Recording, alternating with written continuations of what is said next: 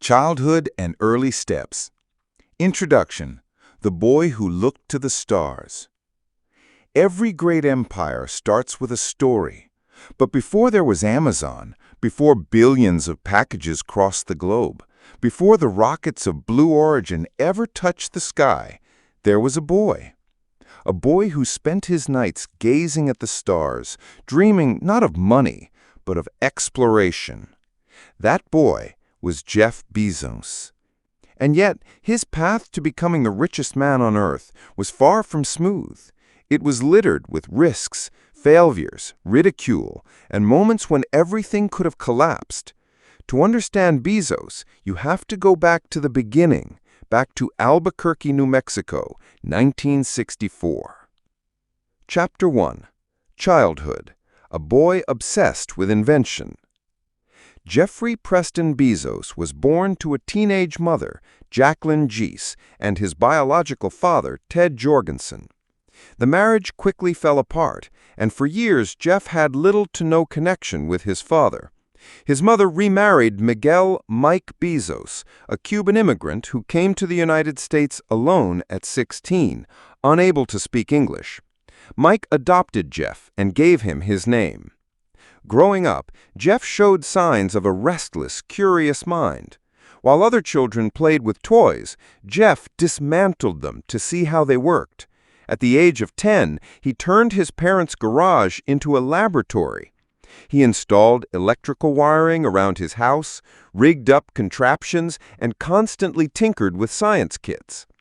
One story tells of Jeff attempting to dismantle his crib with a screwdriver because he wanted to sleep in a bed like an adult. His mother recalls how teachers would often call her, half in exasperation, half in admiration, saying, "Jeff doesn't just ask questions. He wants to know why the rules themselves exist." Chapter 1 continued. Early Vision. By high school, Jeff's obsession had grown bigger.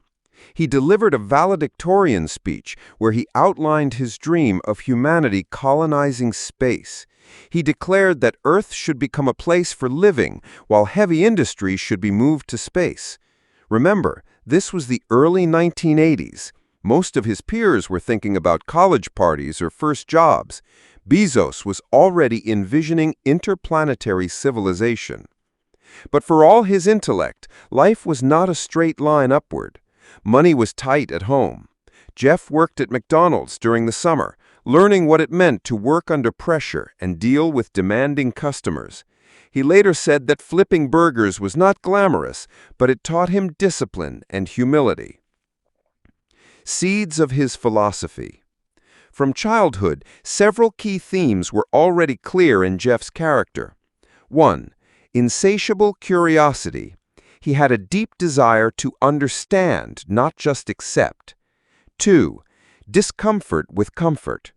Even as a child, he challenged the easy path, choosing effort and invention over leisure. 3. Early resilience. Coming from a broken family and modest background, Bezos learned that stability isn't given, it's built. These seeds would later define his leadership style and explain why Amazon could survive crisis after crisis. Chapter 2.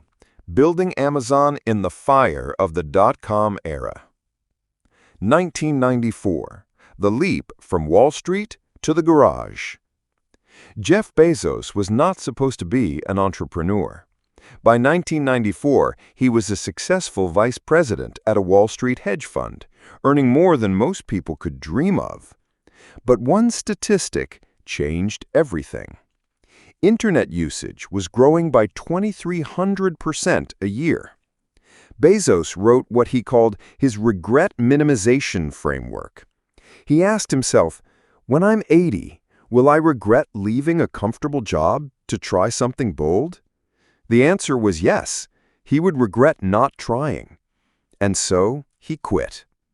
He drove across the country with his wife, Mackenzie, sketching the Amazon business plan on the back seat of their car. Their goal? Build the world's largest bookstore. The Garage Days. Amazon started in a Seattle garage. It was chaotic, servers balanced on wooden doors, cables everywhere, the company running on borrowed furniture. Jeff himself packed books into boxes, kneeling on the concrete floor. Later, he ordered knee pads for the team, before realizing they could just buy packing tables. From the start, Bezos was obsessed with one thing: the customer. He often repeated, "We are not competitor-obsessed, we are customer-obsessed." Every decision was filtered through one question: will this make life better for the customer? The dot-com boom. Growth at any cost. By the late 1990s, dot-com fever was raging. Money poured into internet startups. Amazon went public in 1997, and its stock soared. Analysts called it the next Walmart of the web. But behind the hype, the reality was brutal. Amazon was burning cash at alarming speed. Warehouses, logistics, servers all cost millions. Meanwhile, dozens of competitors sprang up: Books.com, Barnes & Noble Online, and countless copycats. Wall Street began asking, where is the profit? Bezos' answer was unusual. It's day one. We are building for the long term. He told shareholders to expect years of losses. 2000, the crash. Then came the storm. In 2000, the dot-com bubble burst. One by one, internet startups collapsed. Amazon stock fell from $113 to $6. Journalists mocked it as Amazon.bomb. Analysts predicted bankruptcy within months. Inside the company, the situation was dire. Bezos had to lay off 1,300 employees, almost 15% of the workforce. Expansion plans froze. Creditors circled, doubting whether Amazon could survive. But while others shut their doors, Amazon adapted. Bezos pushed the company beyond books, into music, electronics, toys. He cut costs aggressively, but refused to compromise on the customer experience. Free shipping, even when expensive, became a weapon to keep people loyal. What Bezos learned in the fire. The dot-com crash could have been the end, but for Bezos, it became the crucible that shaped Amazon's DNA. 1. Survival comes first. He learned to balance bold vision with financial discipline. 2. Customer obsession is armor. Even in crisis, Amazon never abandoned service quality, and customers stayed. 3. Day one is forever. The crash reinforced his belief: companies die when they start behaving like it's day two. Bezos later said, "I knew it was day one, and it would always be day one." Chapter 3. The Helicopter Crash, Facing Death in 2003. A routine trip turns into disaster. By 2003, Amazon had survived the dot-com crash, but Jeff Bezos himself faced a near-death experience that would forever alter his perspective on risk. He was in Texas, scouting land for one of his secret projects, what would later become his aerospace company, Blue Origin. To cover more ground quickly, Bezos and his team hired a helicopter. It seemed like a simple choice: efficient, practical, routine. But the skies that day carried a hidden danger: the crash. The helicopter lifted off with Bezos, his lawyer, and pilot on board. Minutes into the flight, the aircraft ran into turbulence. The pilot lost control, and in seconds, the machine spun out of the air. The helicopter crashed into a riverbed. Glass shattered, metal twisted, water rushed in. For a moment, Bezos thought it was over. But somehow, he crawled out, soaked, bruised, shaken, but alive. His companions survived too. Later, he would describe it in his typically understated way. "Nothing interesting happened. We just crashed." But inside Amazon and Blue Origin, the message was clear. The company's future had come within inches of disappearing in a single accident. The lesson of fragility. For Bezos, the crash was more than a close call. It was a stark reminder that even the strongest companies, the biggest dreams, and the richest men can vanish in seconds. He reflected, "It's very easy to miscalculate risk when you think you're in control." From then on, Bezos applied the lesson ruthlessly. Risk must always be measured against its potential reward. The helicopter trip wasn't worth the danger, but other risks, like building rockets or pouring billions into new technology, were. How it shaped Blue Origin. The crash deepened his conviction to pursue Blue Origin in a very specific way. Unlike SpaceX, which moved fast and embraced spectacular failures as part of learning, Blue Origin took a different philosophy. Gradatum ferociatur, step by step, ferociously. Every launch would be meticulously prepared, every design tested again and again.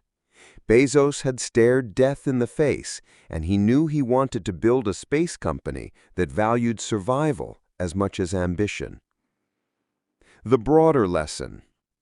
The 2003 crash illustrates one of the paradoxes of Jeff Bezos's philosophy. He is willing to take enormous bets that others consider insane, like AWS or space colonization. But within those bets, he demands extreme discipline, redundancy, and careful control. It's not about avoiding risk, it's about choosing risks that matter and avoiding the pointless ones. Final reflection. Looking back, Bezos would sometimes joke about the crash, but behind the joke was a sobering truth. Amazon and Blue Origin almost died that day. Had the helicopter fallen differently, there might never have been AWS, no Alexa, no rockets, no empire. The story of Bezos could have ended as a footnote, "Internet entrepreneur killed in accident." Instead, it became a turning point. And from that moment, Bezos treated risk not as an enemy, but as a tool to be mastered. Chapter 4. The Graveyard of Amazon's Failures. Even giants stumble. When people think of Amazon, they picture success. Prime, Kindle, AWS, Alexa. But behind the empire lies a graveyard of failures. Projects that cost billions, embarrassed the company, and seemed to prove that Bezos had lost his touch. And yet, in every failure, there was a lesson that kept Amazon alive. Fire Phone, the billion-dollar flop. In 2014, Amazon launched the Fire Phone. It was meant to compete with the iPhone and Android devices, packed with features like 3D display and seamless integration with Amazon's store. The problem? No one wanted it. Consumers found it clunky, overpriced, and gimmicky. Carriers refused to promote it. Within a year, Amazon wrote off $170 million in unsold inventory, and the project was abandoned.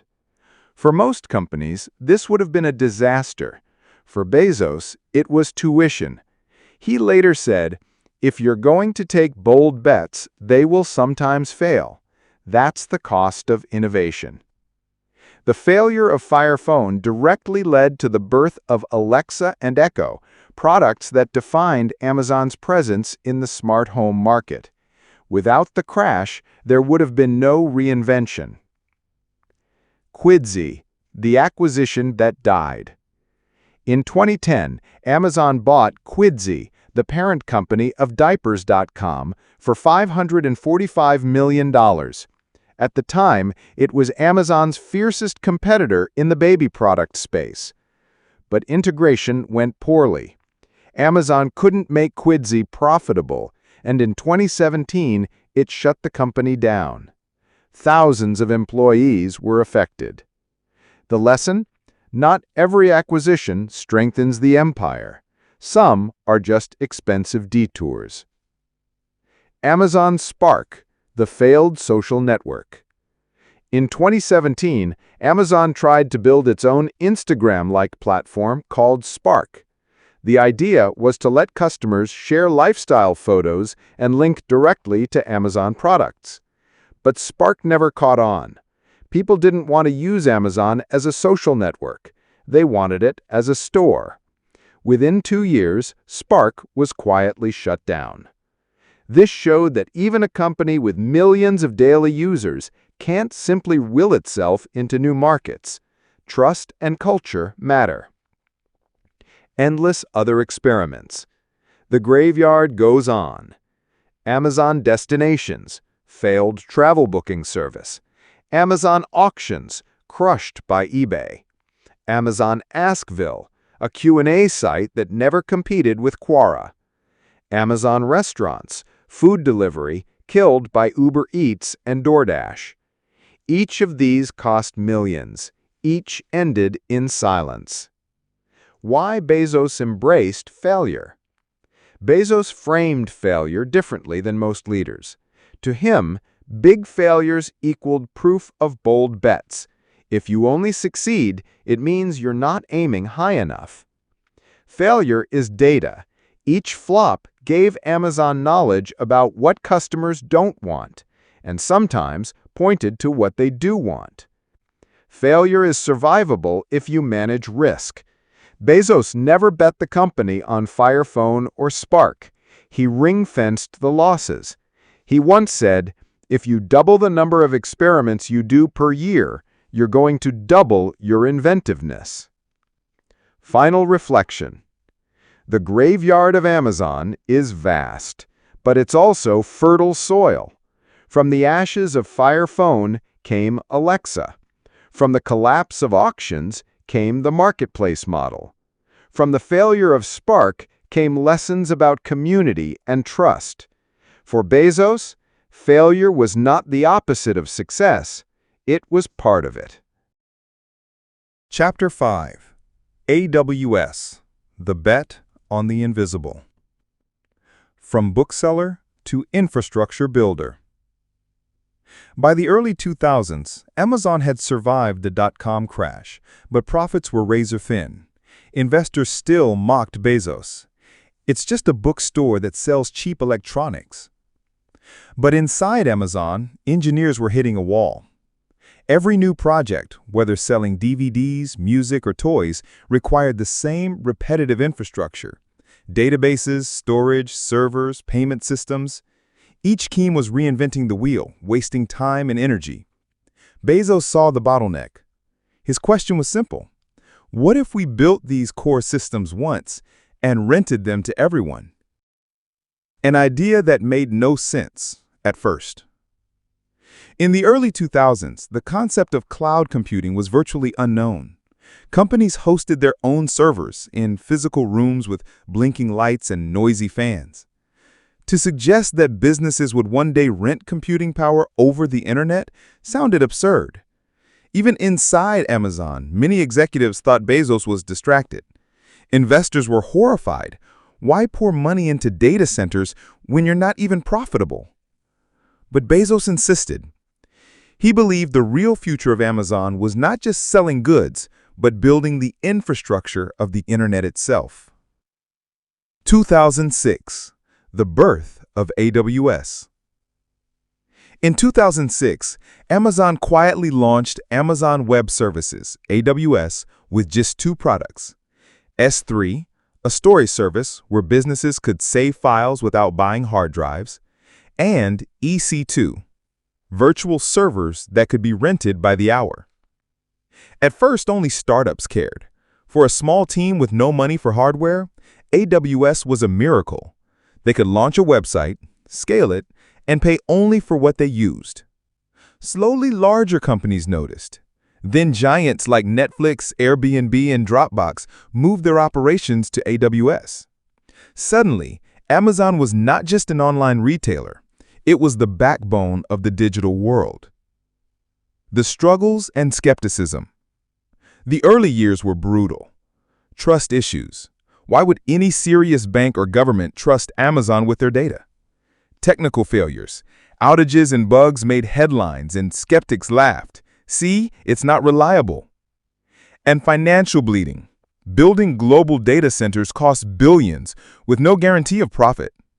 For a while, it looked like AWS might sink under its own weight. But Bezos kept repeating, invention requires long-term willingness to be misunderstood. The turning point. By the early 2010s, AWS was unstoppable. Startups launched entire businesses without owning a single server. Corporations realized they could save millions by moving IT to the cloud. Governments followed. By 2020, AWS was generating more profit than all of Amazon's retail operations combined.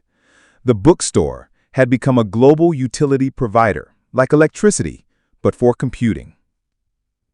The lessons of AWS. 1. Biggest ideas look like nonsense at first. Everyone thought cloud computing was a distraction. Now it powers half the internet. 2. Solve your own pain first. AWS was born from Amazon engineers' frustrations. The best inventions often come from internal struggles. 3. Risk and patience build monopolies. Bezos was willing to endure years of ridicule and billions in losses to build something invisible, but indispensable. Final reflection. Without AWS, Amazon might have remained a low-margin retailer. With AWS, it became one of the most powerful tech companies on Earth. Bezos had made a bet on the invisible, and it paid off with the most visible success of his career. Chapter 6. Bezos versus the World. Conflicts and the Dark Side of Success. When an empire meets resistance. By the mid-2010s, Amazon was no longer just a scrappy startup or even a retail giant. It had become a force that reshaped entire industries. But with size came enemies. For the first time, Jeff Bezos was not just the disruptor, he was the establishment. And the world began to push back. The Press and Washington Post. In 2013, Bezos shocked the media world by buying the Washington Post for $250 million. On paper, he rescued a struggling newspaper. In practice, critics claimed he wanted influence. The move placed him in direct conflict with political figures, especially Donald Trump. The former president frequently referred to the paper as the Amazon Washington Post and accused Bezos of using it as a political weapon. The rhetoric escalated into threats of antitrust actions and increased taxation of Amazon. For Bezos, this was new territory. He had faced skeptical analysts before, but now he was entangled in political warfare. The warehouse wars, labor and unions. Perhaps the most damaging blows to Amazon's reputation came not from competitors or politicians, but from its own workers. Amazon warehouses became infamous for their brutal efficiency. Workers described running across football field-sized facilities, racing to meet quotas that left them exhausted. Investigative reports told of employees who skipped bathroom breaks out of fear of missing targets. When workers in Bessemer, Alabama, attempted to form Amazon's first U.S. union in 2021, it turned into a national battle. Amazon spent millions on anti-union campaigns, texting employees, hosting mandatory meetings, and even adjusting traffic light signals outside warehouses to discourage organizers from speaking with staff during red lights. Although the union effort was defeated, it left a lasting scar. Amazon was no longer just the company that delivered everything. It was also the company accused of grinding down its own workforce. Political firestorms. On another front, Amazon faced accusations of tax avoidance. In Europe, regulators investigated its complex corporate structures. In the U.S., senators publicly criticized Bezos for building a trillion-dollar company that paid relatively little in federal taxes. The company was also accused of predatory tactics in its marketplace, copying products from independent sellers and then undercutting them with Amazon's own versions. This led to congressional hearings where Amazon executives, sometimes uncomfortably, defended their practices. For Bezos, these hearings were symbolic, proof that Amazon was no longer just a company, but a power that governments themselves felt threatened by. The personal backlash. Bezos himself became a cultural right lightning. His divorce in 2019, his public feud with the National Enquirer, and especially his space ventures with Blue Origin all painted him in a controversial light. When he flew into space in 2021 and emerged wearing a cowboy hat, memes exploded online. Critics said, while his workers struggle in warehouses, he plays astronaut.